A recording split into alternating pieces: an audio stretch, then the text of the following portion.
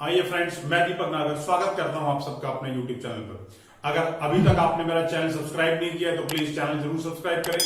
आइए इस वीडियो के अंदर मैं आपको बताऊंगा कि कॉस्ट ऑफ कंज्यूमर गुड्स को कैसे ट्रीट किया जाएगा और उसके बाद फिर कुछ प्रैक्टिकल क्वेश्चन करेंगे ताकि कॉन्सेप्ट हमेशा के लिए क्लियर हो जाए।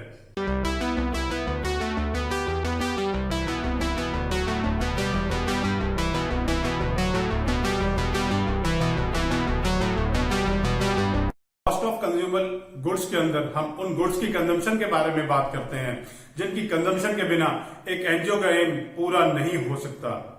जैसे कि एक एनजीओ हॉस्पिटल रन करता है ताकि वो गरीबों की सेवा कर सके, तो क्या बिना मेडिसिन परचेज किए वो गरीबों की सेवा कर सकता है? नहीं, ये बात पॉसिबल ही नहीं है।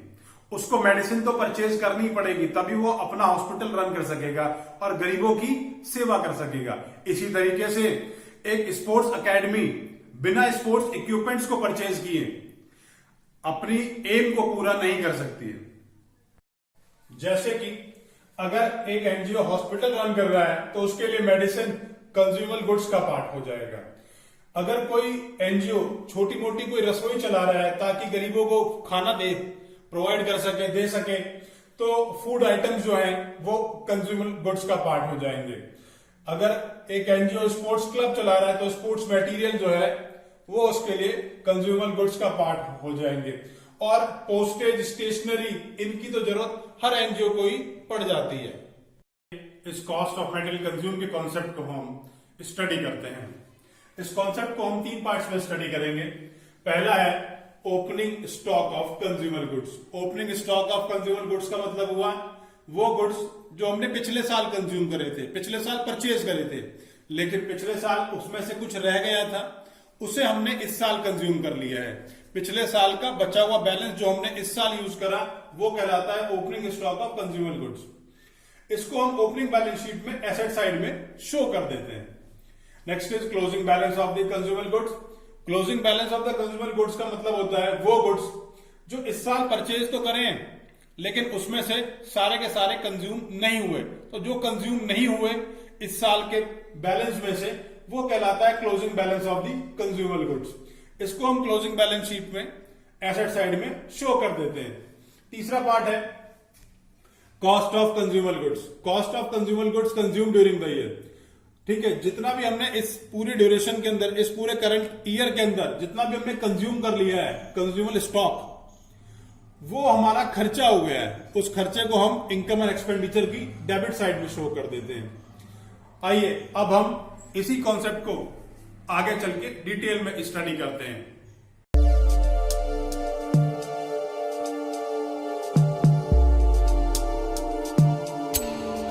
आइए अब हम ट्रीटमेंट समझेंगे कॉस्ट ऑफ मटेरियल कंज्यूम का। अब जो कॉस्ट ऑफ मटेरियल कंज्यूम है ये जरूरी नहीं है कि किसी फूड आइटम के लिए ही हो, ये हमारे स्पोर्ट्स मटेरियल के लिए भी हो सकता है। अगर हम कोई हॉस्पिटल रन कर रहे हैं तो मेडिसिन के लिए भी हो सकता है, स्टेशनरी के लिए हो सकता है और किसी फूड आइटम के लिए भी हो सकता है। ठीक है, तो उसमें जो भी कुछ ये सारे आइटम्स के मैंने नाम लिए, जो भी हम पूरे साल में परचेज करते हैं, जरूरी नहीं कि सारा आइटम एक साथ ही कंज्यूम हो जाए। कुछ उसमें से रह जाता है, वो जो रह जाता है हम उसे क्लोजिंग बोलते हैं। जब वो पिछले साल रहा था तो वो हमारे लिए इस साल के हिसाब से ओपनिंग हो जाएगा और जो इस साल बच गया वो हमारा क्लोजिंग हो जाएगा। तो हमने इसमें 2 एस्पेक्ट सीख लिए, एक तो ओपनिंग स्टॉक और एक क्लोजिंग स्टॉक। आइए उनकी ट्रीटमेंट समझते हैं। ओपनिंग बैलेंस क्या हो गया या ओपनिंग स्टॉक क्या हो गया? ये ओपनिंग बैलेंस या ओपनिंग स्टॉक वो आइटम है स्टॉक का जो पिछले साल कंज्यूम नहीं हो पाया। जब पिछले साल कंज्यूम नहीं हुआ तो जब हमने इस साल कंजम्पशन करी तो हमने उसे कंज्यूम कर लिया, तो हमने इसे खर्चों में प्लस कर देना है। इसी तरीके से जब हम क्लोजिंग बैलेंस की बात करेंगे तो क्लोजिंग बैलेंस कौन सा बैलेंस है? क्लोजिंग बैलेंस वो बैलेंस है जो हमने इस साल कंज्यूम नहीं किया। इस साल परचेज तो किया लेकिन कंज्यूम नहीं किया, क्योंकि परचेज किया है तो खर्चे का पार्ट हो गया, लेकिन कंजम्पशन नहीं हुई तो इस साल खर्च नहीं हुआ। तो इसलिए मैं टोटल अमाउंट में से इसको लेस कर दूंगा ताकि मुझे ये मालूम चल जाए कि भाई टोटल मैंने इस पूरे साल के अंदर क्या कंज्यूम किया है। इसकी वर्किंग के लिए हम 2 चीज यूज कर सकते हैं, या तो ये वर्किंग नोट या फिर स्टॉक का अकाउंट बना लें। स्टॉक का अकाउंट तभी बनाएंगे जब हमसे ये बोल दिया जाए कि भाई स्टॉक का अकाउंट बनाएं। अगर हमसे क्वेश्चन में जो है स्टॉक का अकाउंट नहीं मांगा है तो हम स्टॉक का अकाउंट नहीं बनाएंगे, इस वर्किंग की हेल्प से अमाउंट को कैलकुलेट कर लेंगे। आइए देखें वर्किंग कैसे है। Amount paid for the sports material, जितना भी पैसा आपने उस स्पोर्ट्स मटेरियल के लिए या स्टॉक ऑफ फूड स्टफ्स के लिए या स्टॉक ऑफ स्टेशनरी के लिए जितना भी पैसा आपने खर्च किया है उसके अंदर ये ओपनिंग वाला प्लस कर दूंगा और क्लोजिंग वाला लेस कर दूंगा। अमाउंट निकल आएगा amount of stock consume during the year, या amount of stock as per income and expenditure account. अब यहां पर एक बात और बता देता हूं, ये जो अमाउंट ये वाला है ये जाएगा जी इनकम एंड एक्सपेंडिचर अकाउंट के अंदर। ये जो ओपनिंग बैलेंस था ये ओपनिंग बैलेंस शीट में जाएगा और ये क्लोजिंग वाला क्लोजिंग बैलेंस शीट में जाएगा। ये तो हो गए इनके अकाउंटिंग ट्रीटमेंट। आइए स्टॉक के ऊपर बात करते हैं। स्टॉक क्योंकि हमारा एसेट है तो जितने भी एसेट्स होंगे सबके बैलेंसेस 2 से स्टार्ट होते हैं, क्योंकि इन सब का डेबिट बैलेंस होता है। तो उसी प्रिंसिपल को ध्यान देते हुए मैंने ये अकाउंट 2 साइड से स्टार्ट किया, लिखा टू बैलेंस ब्रॉट डाउन और यहां पर ओपनिंग वैल्यू लिख दी, बाय बैलेंस कैरेट डाउन, यहां क्लोजिंग वैल्यू डाल दी। जितने भी मैंने इस साल में पेमेंट करी है उसको टू बैंक के नाम से लिखा, इन दोनों को प्लस किया, टोटल यहां लिखा। इस टोटल में से ये कैरेट डाउन लेस कर दिया और यहां पे ये बैलेंसिंग फिगर जनरेट हो गई, जिसे मैं कहता हूं stock consume during the year. अब एक बात दोबारा से रिकॉल करा देता हूं कि स्टॉक का अकाउंट तभी बनाएंगे क्वेश्चन के अंदर जब हमसे क्वेश्चन में बोला हो कि स्टॉक अकाउंट को प्रिपेयर करो। अगर ये बोला है कि कितना स्टॉक कंज्यूम हुआ है तो उसको तो मैं इस वर्किंग से भी जो है कैलकुलेट कर सकता हूं, और हम कोशिश यही करेंगे कि हम इसे वर्किंग से ही कैलकुलेट करें, इसमें हमारा टाइम बचेगा।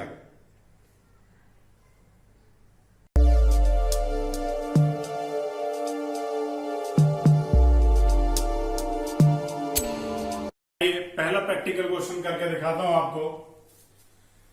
क्वेश्चन में लिखा है amount paid for the stock of food stuffs 1,20,000, opening balance of the stock of food stuffs 40,000 और closing balance of the stock of food stuffs 60,000। Calculate the amount of stock consume during the year. करने के हमारे पास 2 तरीके हैं, एक तो simple working बना के और दूसरा जो है वो अकाउंट बना करके। तो धीरे धीरे करके दोनों एस्पेक्ट करके दिखाऊंगा मैं आपको। आइए पहले वर्किंग देखते हैं। Amount paid for the food stuffs 1,20,000, 1,20,000। हमें मालूम है ओपनिंग का बैलेंस इसके अंदर हम प्लस कर लेते हैं जब हम स्टॉक को मेंटेन कर रहे होते हैं। तो 40,000 ओपनिंग बैलेंस है, 40,000 यहां प्लस कर लिया। क्लोजिंग बैलेंस 60,000 का है, वो मैंने यहां पर लेस कर दिया। इन्हें प्लस माइनस करके वैल्यू आ गई 1,00,000। इससे हम कह सकते हैं amount of food stuffs charge to income and expenditure account, या फिर amount of food stuffs consume during the year, बात एक ही है। आइए स्टॉक का अकाउंट बनाना सीखते हैं। ओपनिंग बैलेंस की वैल्यू मेरे को दे रखी है 40,000 और क्लोजिंग बैलेंस की वैल्यू मेरे को दे रखी है 60,000। जो अमाउंट हमने पे किया है स्टेशनरी के लिए उसको मैं लिखूंगा टू बैंक के नाम से amount paid for food stuffs.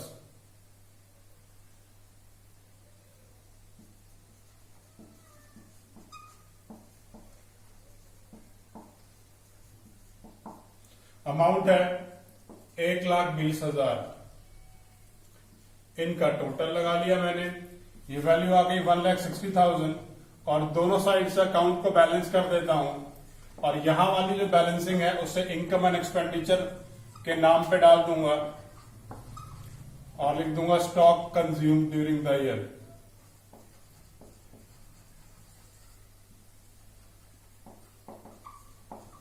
Stock consume during the year. तो फाइनली इस तरीके से अकाउंट मेंटेन करेंगे और इस तरीके से वर्किंग मेंटेन करेंगे, लेकिन दोनों में से उसी को करेंगे जो क्वेश्चन में दे रखा है। और अगर क्वेश्चन साइलेंट है तो कोशिश करें इस वर्किंग को बनाएं ताकि कम टाइम में काम किया जा सके।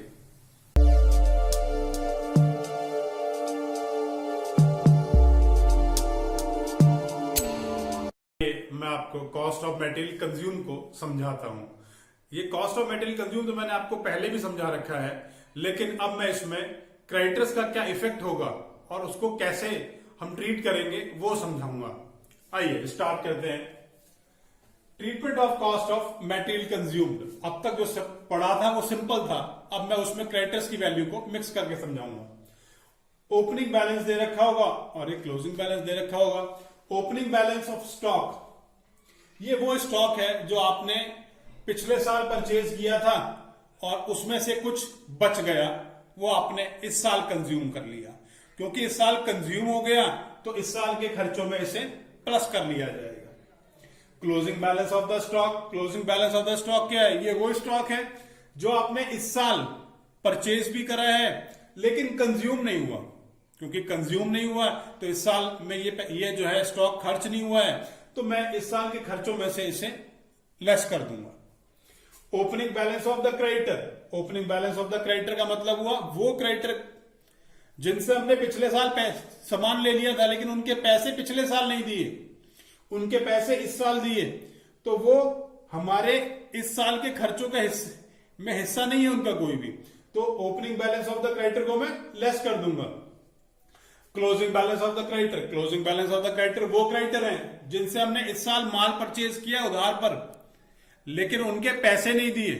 क्योंकि माल उधार में परचेज किया है और वो माल हमने इस साल कंज्यूम भी किया है, तो ये हमारे लिए वो खर्चा है जिसे हमें प्लस करना है, तो हम इसे प्लस करते हुए चलेंगे।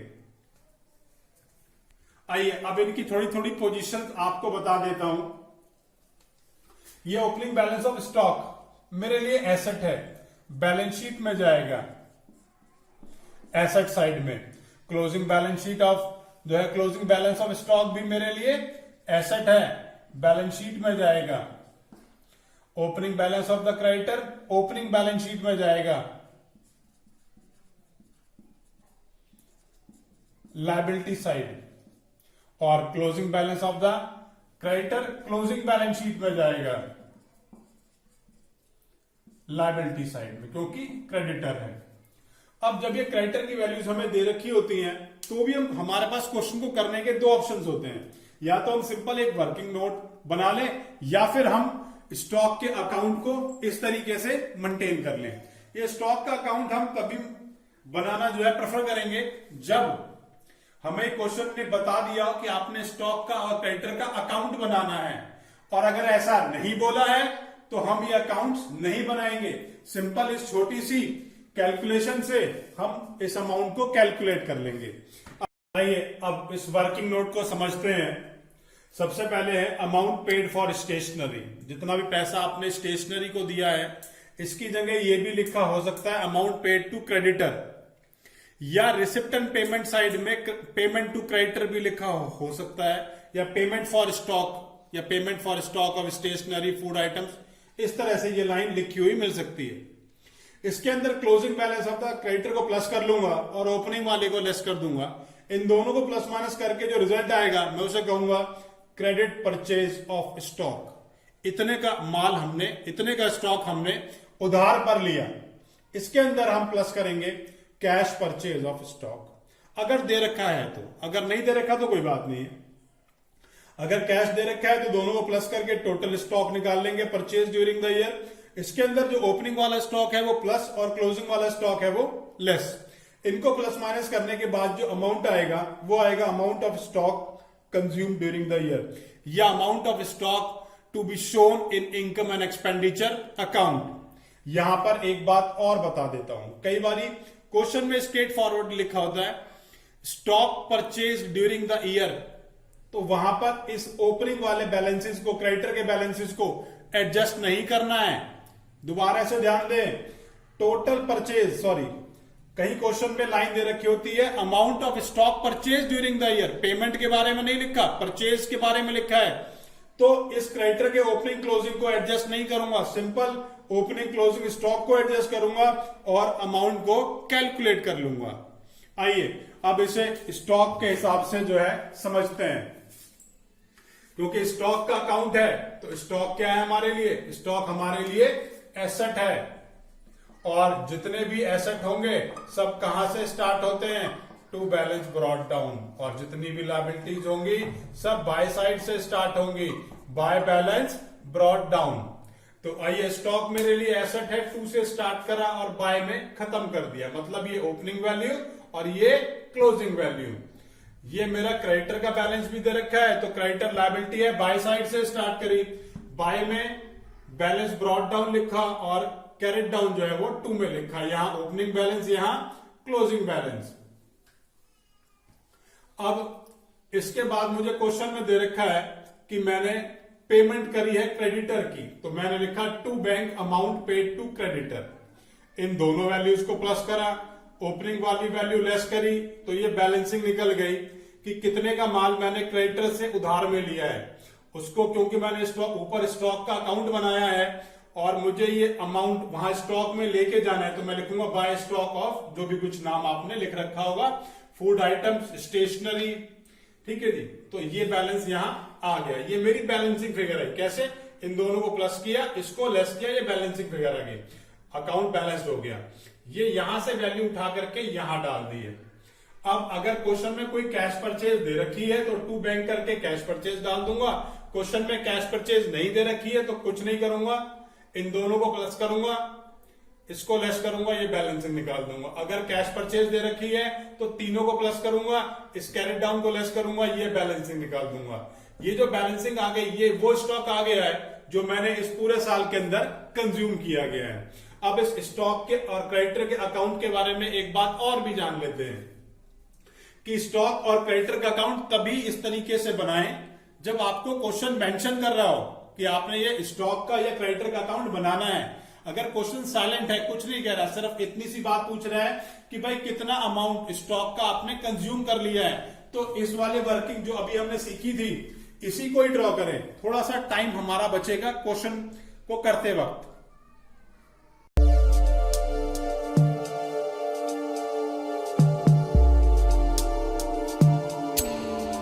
आइए प्रैक्टिकल क्वेश्चन सेकंड देखेंगे।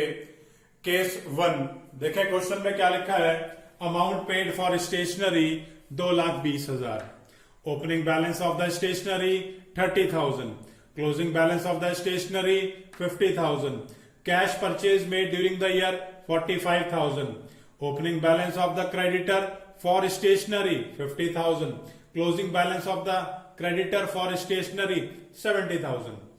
Calculate the amount of stationery assume during the consume during the year. तो जब क्वेश्चन इस तरीके से लिखा हुआ है तो हम सिर्फ एक छोटी सी वर्किंग बना करके उसके अमाउंट को कैलकुलेट कर सकते हैं। अमाउंट पेड टू क्रेडिटर, कितना अमाउंट है, 2,20,000। अमाउंट पेड टू क्रेडिटर कितना है हमारा, 2,20,000। Closing balance of creditor, creditor का क्लोजिंग बैलेंस कितना दे रखा है हमें, क्रेडिटर का क्लोजिंग बैलेंस दे रखा है 70,000। यहां पर ध्यान दें, अमाउंट पेड टू क्रेडिटर लिखा हुआ है, उसके बाद ओपनिंग बैलेंस कितना दे रखा है, ओपनिंग बैलेंस 50,000 दे रखा है। इन सबको मैंने प्लस माइनस करा तो एक वैल्यू निकल आई, वैल्यू है 2,40,000। ये मेरी क्रेडिट परचेज ऑफ स्टेशनरी आ गई है। इसमें मैं कैश परचेज ऑफ स्टेशनरी को प्लस कर लूंगा। कैश परचेज की मेरे को ऊपर वैल्यू दे रखी है क्वेश्चन में 45,000, 45,000 मेरी कैश परचेज की वैल्यू है, वो मैंने यहां प्लस कर ली और इन दोनों को प्लस किया तो टोटल परचेज आ गया। इसके बाद opening balance of stock, opening balance of stock की वैल्यू मेरी 30,000 रुपीज दे रखी है क्वेश्चन में और क्लोजिंग की 50 दे रखी है, तो ओपनिंग प्लस हो जाएगा और क्लोजिंग लेस हो जाएगा। ओपनिंग प्लस कर दिया और 50,000 का क्लोजिंग मैंने लेस कर दिया। इन्हें प्लस माइनस करके वैल्यू आ गई मेरी 2,65,000। ये वो अमाउंट है जितने का स्टेशनरी का अमाउंट हमने कंज्यूम कर लिया, या amount of stationery as per income and expenditure account.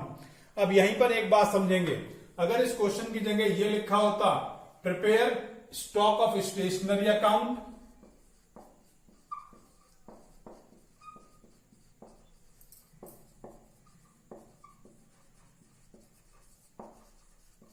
and creditor of stationery account. अगर ये अकाउंट प्रिपेयर करने के लिए बोल देता तो यही क्वेश्चन मैं कैसे करता, आइए देखते हैं। यहां मैंने इनका फॉर्मेट ड्रॉ कर रखा है। तो सबसे पहले इनके ओपनिंग बैलेंसेस डालेंगे। स्टॉक मेरा एसेट होता है तो बैलेंस टू साइड से स्टार्ट होगा और बाय में जाके बैलेंस खत्म हो जाएगा। क्रेडिटर मेरी लायबिलिटी है तो बैलेंस बाय साइड से स्टार्ट होगा, तो बाय में लिखूंगा बाय बैलेंस ब्रॉट डाउन और टू में ला करके उस बैलेंस को खत्म करूंगा, टू बैलेंस कैरिड डाउन। इनकी ओपनिंग क्लोजिंग वैल्यूज एक बार क्वेश्चन में से देख लेते हैं, आ जाइए। Opening balance of stationery 30,000, closing 50,000। तो ओपनिंग कितनी है स्टेशनरी की? ओपनिंग है 30,000, तो 30,000 यहां लिख दिया और 50,000 मैंने यहां लिख दिया। इसके बाद मुझे क्लोजिंग की वैल्यू देख ले, वो जो है ओपनिंग क्लोजिंग क्रेडिटर का भी देख लेता हूं। 50,000 ओपनिंग है और 70,000 जो है वो क्लोजिंग है। 50,000 ये रहा और 70,000 का बैलेंस मैंने क्लोजिंग में यहां डाल दिया। अब देखेंगे ऊपर जो फर्स्ट लाइन लिखी थी क्वेश्चन में वो क्या थी? वो लिखी थी amount paid for stationery. Amount paid for stationery का मतलब हो गया वो पैसा जो आपने स्टेशनरी के लिए दिया है। जब आप माल को उधार पर ले रहे हो क्रेडिटर से तो सीधी बात है पेमेंट किसको दी होगी? क्रेडिटर को दी होगी। आइए इसको क्रेडिटर अकाउंट में लिख देते हैं, टू बैंक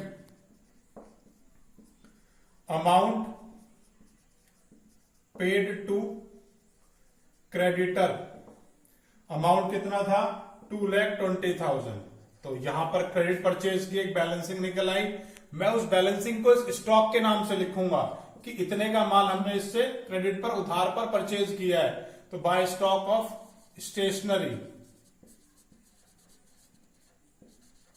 यह है क्या? Credit purchase.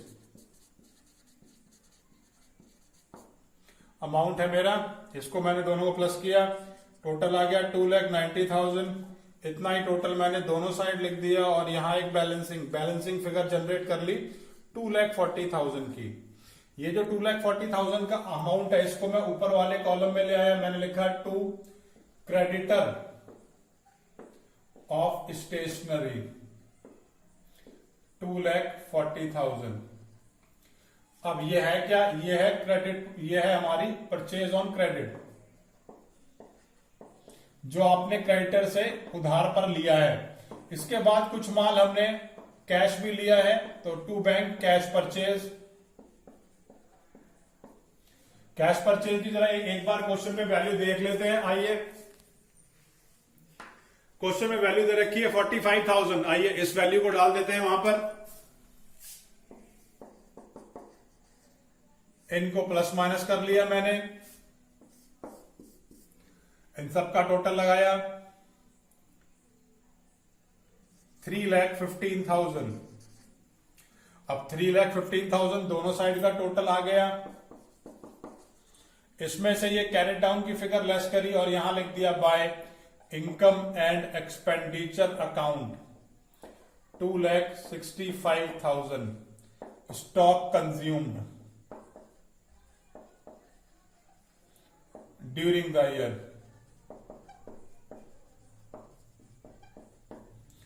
तो इस तरीके से हमने ये अकाउंट मेंटेन करना है।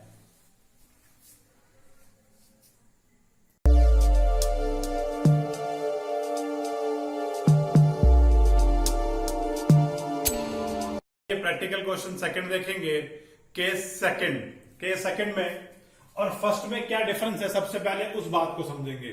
केस 1 में लिखा था अमाउंट पेड और यहां लिखा है क्रेडिट परचेज मेड। वहां अपने पैसे की देने की बात लिखी हुई थी, यहां पर क्रेडिट परचेज उधार पर कितना माल लिया वो दे रखा है। और जब भी हमें उधार पर माल दे रखा है तो हम ओपनिंग और क्लोजिंग स्टॉक की वैल्यूज को ओपनिंग और क्लोजिंग क्रेडिटर की वैल्यू को एडजस्ट नहीं करते, क्योंकि जब हम अमाउंट पेड के अंदर ओपनिंग और क्लोजिंग की वैल्यूज को एडजस्ट करते हैं तो निकल के आता है क्रेडिट परचेज, और वो क्रेडिट परचेज तो पहले से ही दे रखा है। तो इन दोनों को एडजस्ट करने की भाई बिल्कुल भी जरूरत नहीं है। तो आइए सबसे पहले मैंने लिखा क्रेडिट परचेज ऑफ स्टेशनरी। कितने का परचेज है? 2,40,000 रुपीज का परचेज है।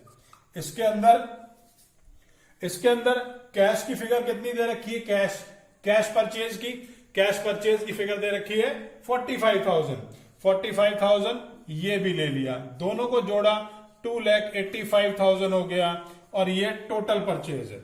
इस टोटल परचेज के अंदर ओपनिंग स्टॉक ऑफ स्टेशनरी जो 30,000 है वो प्लस कर दूंगा और क्लोजिंग वाला जो है वो 50,000 लेस कर देता हूं।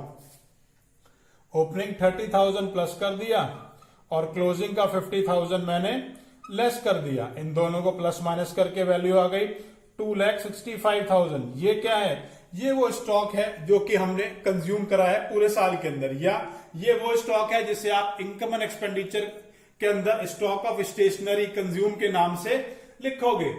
अच्छा, एक बात दोबारा से रिकॉल कर लेते हैं कि इस क्वेश्चन में और पहले वाले केस में, इस केस में और पहले वाले केस में फर्क क्या था। पहले वाले केस में अमाउंट पेड टू क्रेडिटर लिखा हुआ था, ठीक है जी, और यहां लिखा है क्रेडिट परचेज। जब वहां अमाउंट पेड लिखा था तो मैंने opening balance of the creditor और closing balance of the creditor को यूज किया था, लेकिन यहां क्रेडिट परचेज निकाल करके दे रखी है तो मैंने इन बैलेंसेस को इस्तेमाल नहीं किया है।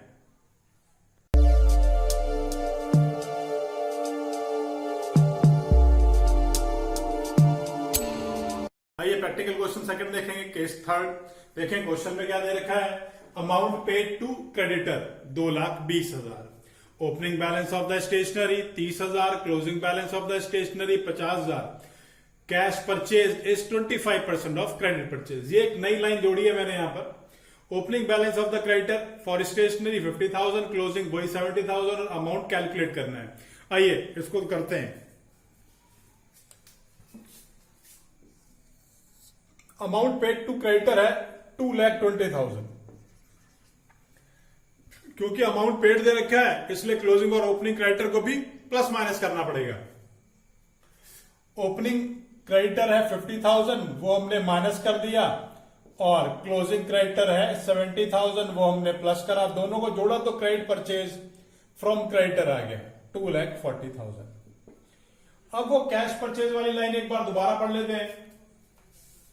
Cash purchase is 25% of credit purchase. Credit purchase का 25% कैश परचेज है। तो क्रेडिट परचेज कितना है 2,40,000, उसका 25% क्या हो जाएगा कैश परचेज, तो इसका 25% निकाल लिया, अमाउंट आ गया 60,000। इनको प्लस माइनस कर लिया, इनको प्लस माइनस करा तो टोटल परचेज आ गई 3 लाख।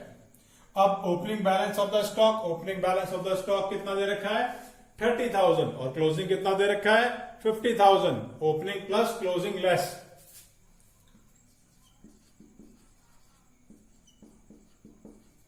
इनको प्लस माइनस कर दिया, ये वैल्यू आ गई 2,80,000। ये क्या है, ये है amount of stock consume during the year. इससे पहले हमने जो दो केस किए उसके अंदर कैश परचेज की वैल्यू दे रखी थी। यहां पर हमने ये वैल्यू कंप्यूट करी है, लेकिन कंप्यूट किसके बेस पर करी है, कंप्यूट करी है on the basis of credit purchase.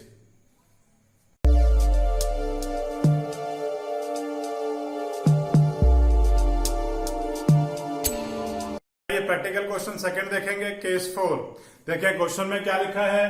Question में दे रखा है amount paid to creditor 2,20,000, opening और क्लोजिंग बैलेंस दे रखा है स्टॉक ऑफ स्टेशनरी का। नई लाइन जो लिखी है इस क्वेश्चन में वो ये है कि cash purchase is 25% of the total purchase, कि कैश परचेज जो है वो टोटल परचेज का 25% है। पिछले केस में क्या था, कैश परचेज जो है वो 25% था क्रेडिट परचेज का। इस केस में टोटल परचेज वर्ड लिखा है, इस बात का ध्यान रखेंगे।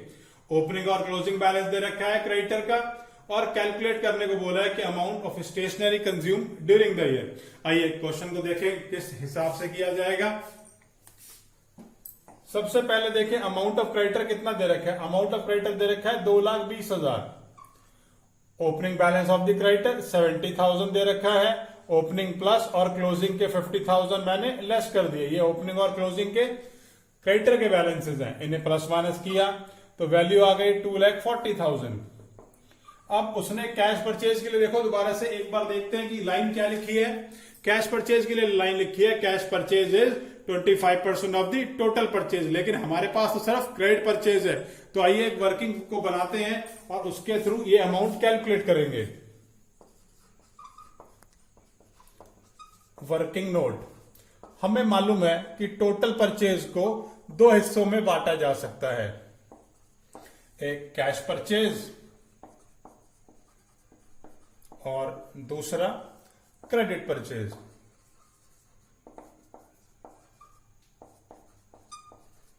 अगर कैश परचेज 25% है तो ऑब्वियस सी बात है क्रेडिट परचेज कितना हो जाएगा, हाँ जी 75%। अब ये 75% देखें, यहां पर हमने क्रेडिट परचेज की वैल्यू जो है अमाउंट में कैलकुलेट कर रखी है, कितना है 2,40,000। तो ये 75,000 जो है वो 2,40,000 के बराबर है। और ये है क्या, ये है जी हमारी क्रेडिट परचेज। तो 100% वैल्यू कितनी हो जाएगी, 100% वैल्यू क्या है, 100% वैल्यू हो जाएगी जी टोटल परचेज। अब टोटल परचेज 100% के बराबर है तो इसकी अमाउंट कैसे निकलेगी, इसको इससे मल्टीप्लाई कर दूंगा, इससे डिवाइड दे दूंगा तो ये वैल्यू हो जाएगी, क्योंकि ये तो यूनिटरी इक्वेशन में लिखा है। तो total purchase is equals to 100 into 2,40,000 upon में 75, ये वैल्यू आ गई 3,20,000। अब उसने बोला कैश परचेज कितना है, कैश परचेज है 25% ऑफ टोटल परचेज, तो 25% ऑफ 3,20,000 अमाउंट आ गया 80,000। ये आ गया मेरा कैश परचेज। आइए कैश परचेज को अपनी वर्किंग में लिख देते हैं, इन दोनों को लिखा प्लस माइनस किया, ये वैल्यू आ गई 3,20,000। अब opening balance of the stock कितना है, आइए देख लेते हैं ओपनिंग बैलेंस को क्वेश्चन में से। 30,000 और क्लोजिंग 50,000, ओपनिंग प्लस हो जाएगा और क्लोजिंग लेस हो जाएगा। 30,000 और ये 50,000 मैंने लेस कर दिया, इन्हें प्लस माइनस करके वैल्यू आ गई 3 लाख। और ये 3 लाख क्या है, ये है amount of stock consume during the year.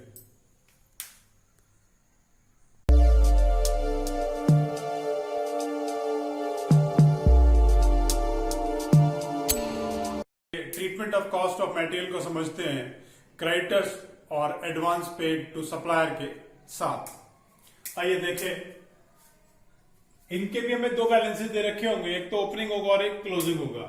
Opening balance of the stock, ये वो स्टॉक है जो आपको पिछले साल जो आपका पिछले साल बच गया था, तो इस साल आपने कंज्यूम कर लिया होगा, तो इनकम एंड एक्सपेंडिचर जब आप बनाओगे तो इसको वहां प्लस कर लो, क्योंकि ये आपने कंज्यूम कर लिया है।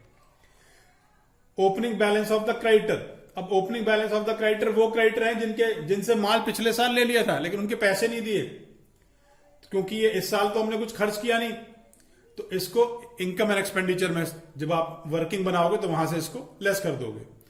Opening balance of advance paid to supplier या क्रेडिटर, अब opening balance of advance paid to supplier या क्रेडिटर का मतलब हो गया वो पैसे जो कि आपने क्रेडिटर को पिछले साल दिए थे इस साल माल देने के लिए, तो उसने वो पैसा या उस पैसे का माल हमें इस साल दिया होगा, वो हमने इस साल कंज्यूम किया है, तो ये हमारा इनकम एंड एक्सपेंडिचर में खर्चों की लिस्ट में प्लस हो जाएगा। नेक्स्ट देखेंगे closing balance.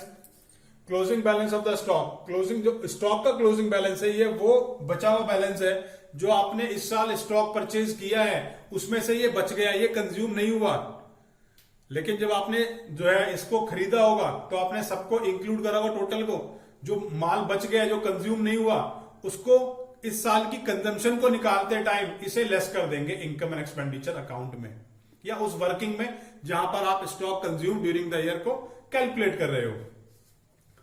Closing balance of the creditor, closing balance of the creditor का मतलब हुआ वो क्रेडिटर्स जिनके पैसे आपने इस साल नहीं दिए हैं लेकिन उनसे माल इस साल ले लिया है। अब जब पैसे नहीं दिए लेकिन माल ले लिया, माल कंज्यूम भी कर लिया, तो वो कंजम्पशन वो हमारा खर्चा हो गया इस साल का, तो इनकम एंड एक्सपेंडिचर की वर्किंग बनाते टाइम इसको प्लस कर लेंगे। Next is closing balance of advance paid to creditor या सप्लायर, आपने इस साल कुछ पैसा दे दिया है, अगले साल वो हमें उसका माल दे देगा, तो वो खर्चा इस साल तो कुछ खर्च हुआ नहीं क्योंकि माल तो अगले साल देगा, तो इनकम एक्सपेंडिचर या वर्किंग बनाते टाइम उसे खर्चों में से लेस कर दिया जाएगा। अब देखेंगे ये लोग कहां कहां प्रेजेंट होंगे। ओपनिंग बैलेंस है ओपनिंग बैलेंस शीट में, क्योंकि स्टॉक है तो एसेट में, ओपनिंग बैलेंस है तो ओपनिंग बैलेंस शीट में, क्योंकि क्रेडिटर है तो लायबिलिटी में। Opening balance of advance paid to creditor, opening balance sheet है तो ओपनिंग बैलेंस शीट के अंदर, और क्योंकि एडवांस दे रखा है क्रेडिटर को तो हमारे लिए एसेट है, हम उससे एसेट इसके बदले माल लेंगे, हमारे लिए एसेट हो जाएगा। क्लोजिंग बैलेंस है तो क्लोजिंग में आएगा इफेक्ट। अब कहां आएगा? स्टॉक है तो बैलेंस शीट के एसेट में, और बैलेंस ऑफ द क्रेडिटर है तो लायबिलिटी में, और एडवांस पेड टू सप्लायर है तो हमारे लिए एसेट है बैलेंस शीट के एसेट साइड में। आइए अब हमारे पास, जैसे हमने पहले से देखा हुआ है कि दो फंडे हैं, एक वर्किंग का और दूसरा जो है हमारे पास ये स्टॉक के और क्रेडिटर के अकाउंट के वाला। तो इन दोनों ही फंडों से हम इस क्वेश्चन को सॉल्व, ये जो है इसकी वर्किंग को समझेंगे। लेकिन स्टॉक का और क्रेडिटर का अकाउंट हम तभी बनाएंगे जब हमें क्वेश्चन में ये दे रखा होगा या आपसे बोला होगा क्वेश्चन में कि आपने स्टॉक का अकाउंट या क्रेडिटर का अकाउंट बनाना है। नहीं बोला है तो इसको नहीं बनाएंगे। आइए वर्किंग से स्टार्ट करते हैं। सबसे पहले amount paid for stock of material, या तो ये लाइन लिखी हो या आपको रिसिप्ट पेमेंट के पेमेंट साइड में पेमेंट मेड टू क्रेडिटर लिखा हो, बात एक ही है। वहां से वो फिगर या इस लाइन को यहां लिखेंगे, उसके अंदर closing balance of the creditor plus कर देंगे, ओपनिंग वाला लेस कर देंगे। Opening balance of amount paid to supplier plus होगा और closing balance of amount paid to supplier less कर दूंगा। इन सबको प्लस माइनस करने के बाद जो निकल के आएगा वो कहलाएगा credit purchase made during the year. उसके बाद अगर क्वेश्चन में कोई कैश परचेज दे रखा है उसे भी प्लस कर लूंगा, दोनों को प्लस करके टोटल परचेज हो जाएगी। इस टोटल परचेज में ओपनिंग और क्लोजिंग को प्लस माइनस करके stock consume as per income and expenditure account या stock consume during the year, ये दोनों चीज जो है हम कैलकुलेट कर लेंगे। अब यहां पर एक बात और समझते हैं कि अगर क्वेश्चन में हमें कहीं से पहले से ही credit purchase made during the year या total purchase made during the year दे रखा है तो हम ये ऊपर के स्लॉट्स को एडजस्ट नहीं करेंगे। हम opening balance of the creditor, closing balance of the creditor, opening balance of the amount paid to supplier, closing balance of amount paid to supplier को एडजस्ट नहीं करेंगे। अगर जो है हमें जो है इनको एडजस्ट करना है तो इसका मतलब है अमाउंट पेड टू सप्लायर, वो amount paid for stock of stationery या कोई भी स्टॉक है उसके रिस्पेक्ट में अमाउंट पेड लिखा होगा, क्रेडिट परचेज या टोटल परचेज वाली लाइन नहीं लिखी होगी। अगर टोटल परचेज लिखा है तो ये एडजस्ट नहीं होंगे। मेरे ख्याल से यहां तक हमारी को बात क्लियर हो गई है। आइए स्टॉक की तरफ चलते हैं, स्टॉक का अकाउंट देखेंगे।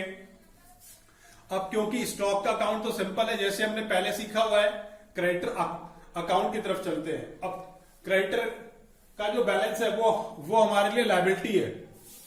अब क्योंकि बैलेंस लायबिलिटी है तो बाय से स्टार्ट हुआ, टू में खत्म हुआ।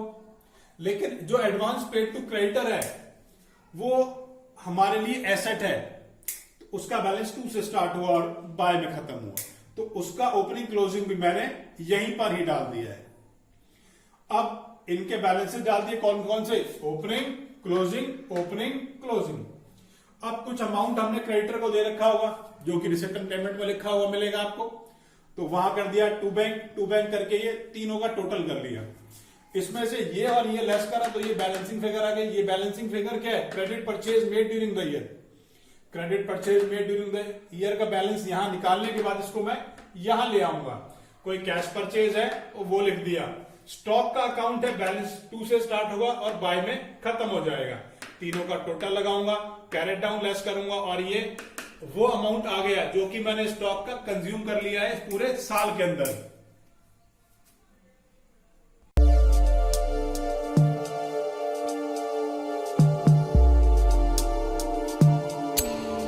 क्वेश्चन थर्ड देखेंगे। देखें क्वेश्चन में क्या लिखा है। Calculate the amount of stock of food stuffs consume during the year. Stock of food stuff का ओपनिंग बैलेंस दे रखा है, फिर क्लोजिंग दे रखा है, क्रेडिटर्स का ओपनिंग क्लोजिंग दे रखा है, एडवांस टू सप्लायर का भी ओपनिंग क्लोजिंग दे रखा है। Payment to creditor for food stuffs is 2,40,000। आइए एक वर्किंग नोट के थ्रू, क्योंकि सिर्फ अमाउंट की कैलकुलेशन बोली है तो एक वर्किंग नोट को बनाते हैं और इसके अमाउंट को कैलकुलेट कर लेते हैं। Amount paid to creditor, amount दे रखा है 2,40,000। Closing balance of the creditor. अब क्लोजिंग बैलेंस देखेंगे, क्रेडिटर का क्लोजिंग बैलेंस यहां से 18,400 प्लस हो गया। इसी तरीके से opening balance of the advance paid to creditor भी प्लस हो जाएगा, तो ये 30,000 भी मैंने प्लस कर लेना है। अब opening balance of the creditor less होता है तो 15,600 लेस कर दूंगा, और साथ के साथ एडवांस टू द क्रेडिटर का क्लोजिंग बैलेंस भी लेस होता है तो वो भी लेस कर दूंगा। तो 15,600 जो है ओपनिंग ऑफ द क्रेडिटर और क्लोजिंग 50,000, इन सबको मैंने प्लस माइनस किया तो आ गया क्रेडिट परचेज 2,22,800। अब इसमें मैं opening balance of the creditor, opening balance of the stock और closing balance of the stock को एडजस्ट कर लेता हूं। ओपनिंग बैलेंस की मेरे को वैल्यू दे रखी है 4,400, तो ये ओपनिंग बैलेंस मैंने प्लस कर लिया, और 11,600 जो मेरा क्लोजिंग का बैलेंस दे रखा है यहां से देख करके वो मैंने लेस कर लिया। अब इन्हें प्लस माइनस करके जो आंसर आ गया वो आ गया 2,15,600। ये 2,15,600 क्या है? ये है stock consume during the year, कि पूरे साल में आपने कितने का स्टॉक कंज्यूम किया। ये वो फिगर है जिसे आप इनकम एंड एक्सपेंडिचर अकाउंट में दिखाओगे। आइए अब देखें कि बैलेंस शीट में फिगर कैसे डाली जाएंगी। क्रेडिटर्स का जो ओपनिंग का बैलेंस था वो ओपनिंग बैलेंस शीट में, और क्रेडिटर्स का जो क्लोजिंग का बैलेंस है वो क्लोजिंग बैलेंस शीट में। ओपनिंग का बैलेंस दे रखा है 15,600 और क्लोजिंग का बैलेंस दे रखा है 18,400। इसके बाद stock of food stuffs,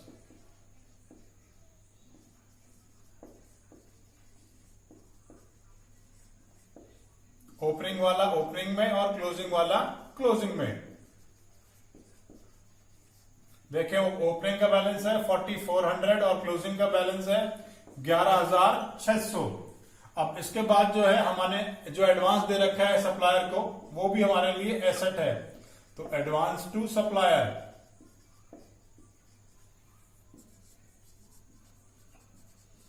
advance to supplier. Opening की वैल्यू मेरे को दे रखी है 30,000, तो ओपनिंग वाला ओपनिंग बैलेंस शीट में और क्लोजिंग वाला क्लोजिंग बैलेंस शीट में। इस तरीके से हम इन्हें बैलेंस शीट में प्रेजेंट करेंगे। आइए अब यहां जो अभी क्वेश्चन किया था उसमें लिखा है calculate the amount of stock of food stuffs consume during the year. इस लाइन को मिटा करके मैं लिख देता हूं प्रिपेयर द रेलेवेंट अकाउंट,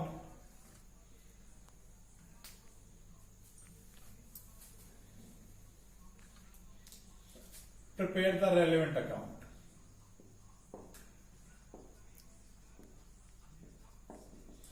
अगर अकाउंट को प्रिपेयर करने को बोलेगा तो दो अकाउंट बनाने पड़ेंगे।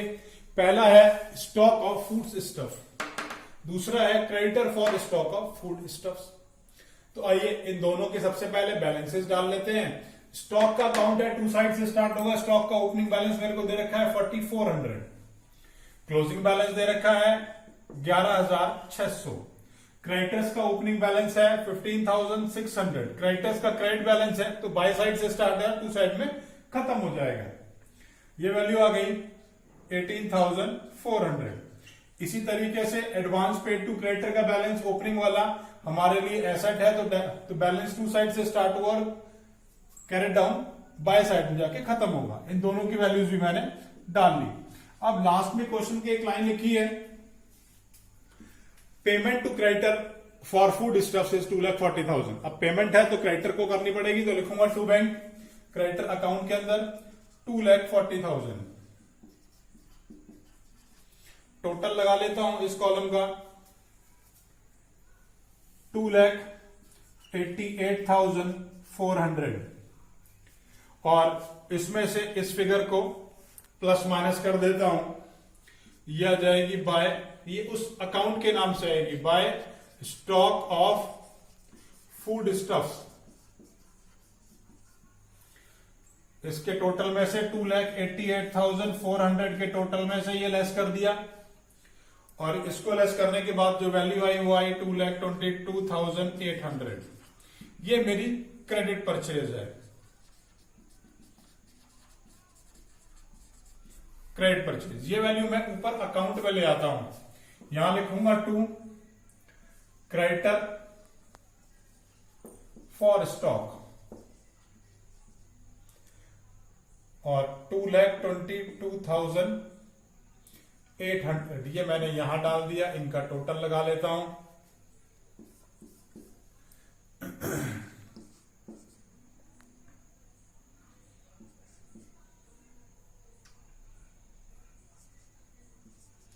$2,27,200। अब 2,27,200 में से 11,000 लेस करा, 11,600, तो यहां पर एक बैलेंसिंग आ गई by income and expenditure account, और ये बैलेंसिंग आएगी मेरी 2,15,600। ये क्या है? ये है stock consumed during the year. अगर हमसे ये बोला गया कि अकाउंट को प्रिपेयर करो और उसके हिसाब से आपको ये स्टॉक कंज्यूम निकालना है, तो ही आपने ये अकाउंट ड्रॉ करने हैं, नहीं तो आपने अकाउंट ड्रॉ नहीं करने। सिंपल वर्किंग से उस काम को करेंगे, क्योंकि वर्किंग से करने में टाइम कम कंज्यूम होता है।